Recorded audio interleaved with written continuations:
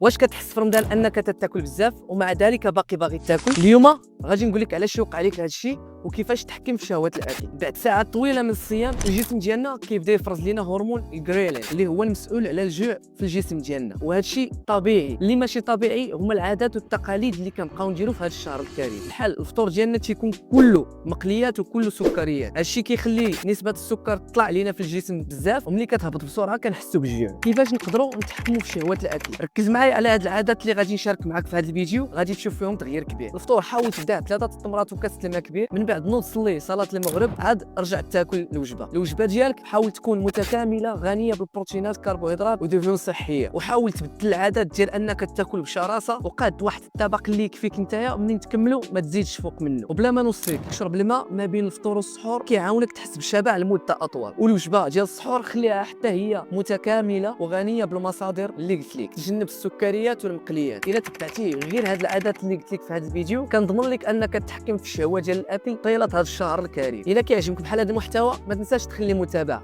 تهلا.